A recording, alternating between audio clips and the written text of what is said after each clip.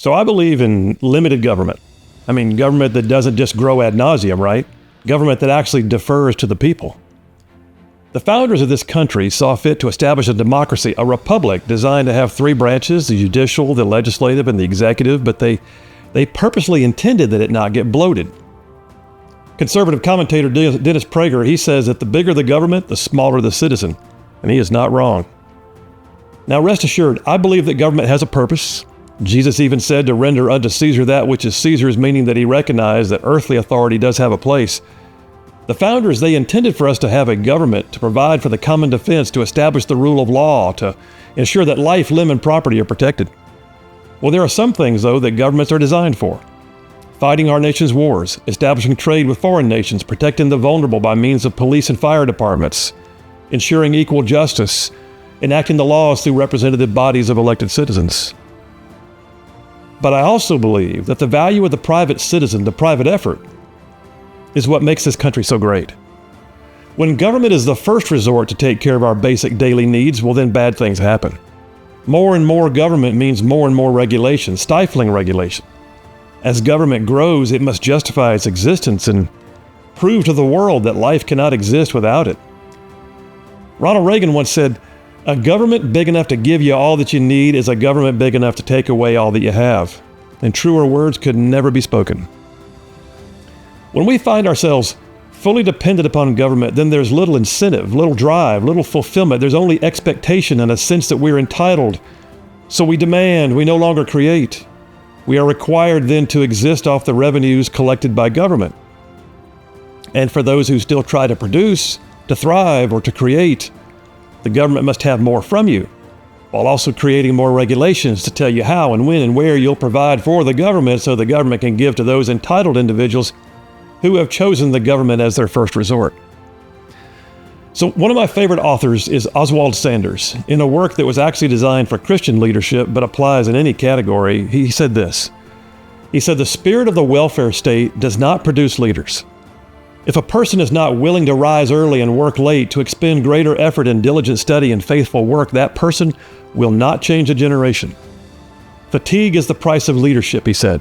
"Mediocrity is the result of never getting tired." Think about that. Now, listen, I look at it and I don't want the U.S. to be a mediocre country. I don't want the state in which I live to be a mediocre state. We should never desire to be a nation of low-level producers who reach out to the government for the next stimulus check, the next handout, the next excuse why I don't have to go to work. A nation where productivity is stymied by so many regulations that folks just give up trying. Where taxation becomes so onerous that people choose not to produce just to avoid government reaching into their wallets once again. If we get to the point that people cannot exist without the government, it'll only be because we have forgotten that government actually cannot survive without the people. And then we are just like that proverbial self-licking ice cream cone, just existing for the never-ending loop of mediocrity, living off what the government gives us while in turn feeding an ever-growing government to keep feeding us.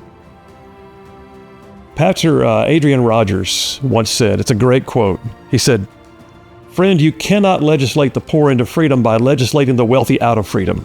And what one person receives without working for, another person must work for without receiving." He went on to say, "The government can't give to anybody anything the government does not first take from somebody. And when half the people get the idea, they don't have to work because the other half's going to take care of them. And when the other half get the idea, it does no good to work because somebody's going to get what they work for. That, my dear friend," he said, "is about the end of any nation." So I'm a conservative for a number of reasons, one of which is limited government. I don't balk at government existing. I don't rail against the machine and believe that all elected officials are corrupt, but I do believe that too much government is never best. For us to win as a nation, we must have the will of the people, not the will of the government.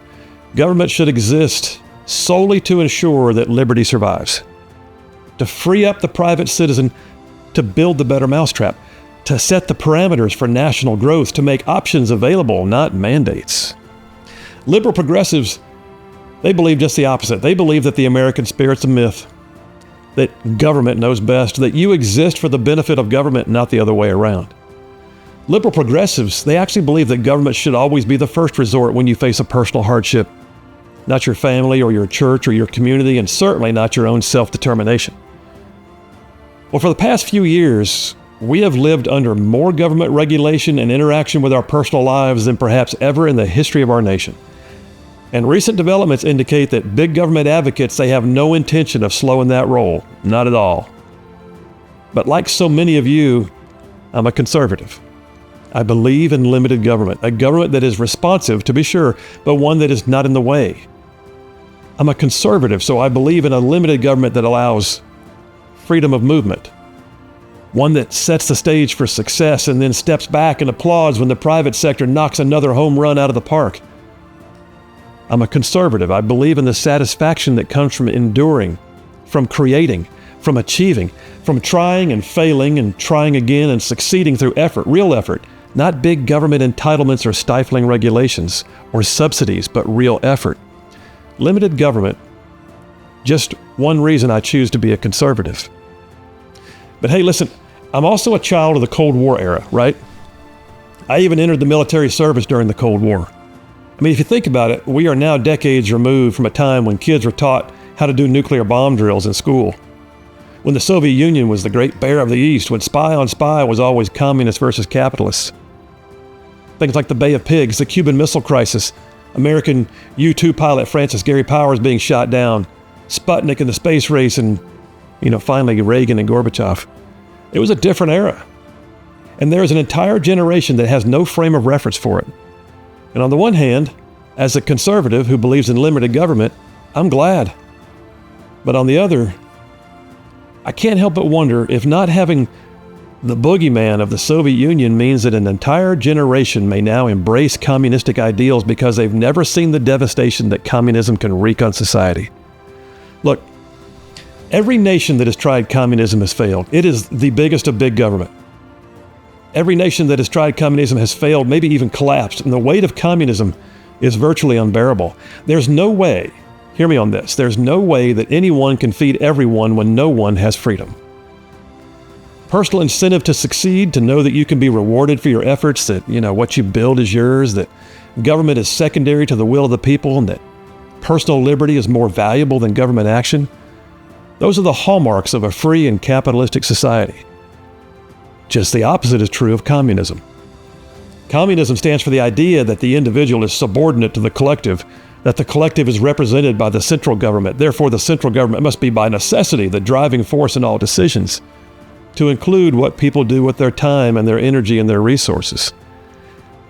Communism tells its citizens that they are considered communal and that everything is shared. No one individual is able to succeed more than any other because it's contrary to the communist principles of distribution of wealth, and therefore communism kills innovation. That big government thing kicking in.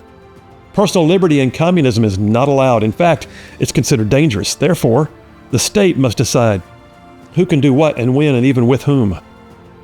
Vladimir Lenin himself once said, here's the quote, "It is true that liberty is precious, so precious that it must be carefully rationed." And yet, inexplicably, the Vice President of the United States of America, Kamala Harris, just released her economic plan for the nation, and it is filled with idealistic overreaches of communism. Like I said, I'm a conservative, and I'm a child of the Cold War era. And I had an experience once that left an indelible mark on my psyche. In 1979, my father, a career Army officer, was stationed in England. We got the opportunity while we were there to go over to the main continent of Europe. I still remember there was one time we did a whirlwind week where we slammed our way through Paris and Brussels and Frankfurt and Heidelberg. I mean, we saw so much so fast, I really don't remember much of it, which is a shame. But there was one part of the trip that left an indelible mark on me: West Berlin. At the close of World War II, the Allied governments had held the Potsdam Conference and split Germany into 4 occupation zones for post-war actions, and the Americans and the French and the British, they all had their zones, and the Soviets had theirs. But Berlin was the capital city, so the city of Berlin itself was divided into 4 sectors. But the Soviets, they were intent on building their own communist bloc, and so just 3 years after the war, the Soviets put West Berlin under siege, blocking off all road and rail access. Water, food, fuel, they were all cut off, but the Allied nations of the US and the UK responded with a massive airlift of food and fuel for nearly 2 years. The Berlin airlift was so massive, and at its peak it is said that a cargo plane landed at West Berlin's Tempelhof airport like every 45 seconds, bringing relief to people that we had just been at war with 3 years before. In the end, the Berlin airlift was successful because capitalism prevailed. Freedom prevailed. And the Soviets, they had no other recourse. To follow through with their plan, they had to do something drastic. So 6 years after the end of the war, the Soviets began walling in what became known as West Berlin. 3.5 million East Germans fled to the west before the wall was completed. The East German economy suffered incredibly as engineers and technicians and doctors and lawyers and teachers and skilled workers all left before they got trapped behind the wall. Ask yourself this. Ask yourself why nobody escaped to East Germany. They only escaped from East Germany. But the Berlin Wall, it was not built to keep the world out. It was built to keep people in. All the eastern section of Germany was eventually closed off from the Western world, but West Berlin was more like a small island in a sea of communism. West Berlin was democracy, East Berlin was communism. West Berlin developed an avant-garde art scene with artists and musicians and vibrant life, and East Berlin was oppressive. So in 1979, I went with my family to West Berlin. We rode by an overnight train with sleeper cabins, which was an adventure in itself for a kid. I remember looking out the windows and seeing East German soldiers guarding buildings and towns as we passed. We made a stop somewhere along the way, and we were told in no uncertain terms that we could not disembark. Everything outside my window just looked dreary. And then we arrived in West Berlin, and it was full of life. I mean, there were restaurants, museums, churches, theaters, businesses, good roads, and people out and about. And then we went to Checkpoint Charlie. Checkpoint Charlie was one of the most famous border crossings in all of the Cold War era. It has been in countless spy novels and movies. The funny thing is that on the western side, Checkpoint Charlie was really no big deal. There was a small guard shack and a cafe and a tourist viewing station. On the eastern side, though, unparalleled security, armed guards, cleared fields of fire, searchlights, minefields, not only the wall, but also a watchtower and zigzag barriers you had to drive through with a multi-lane shed where cars had to pull in no matter which way they were going to be checked and have the occupants searched.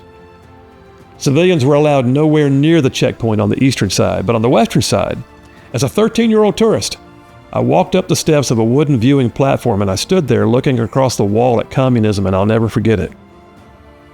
I could look east at communist East Berlin, and it was like an old black and white movie. Everything was drab, made of blocky concrete, just shades of gray. And then I'd turn around and I'd look behind me at West Berlin, and it was like I was seeing the Las Vegas Strip by comparison. West Berlin was lights and motion and color and contrast and life and activity and purpose.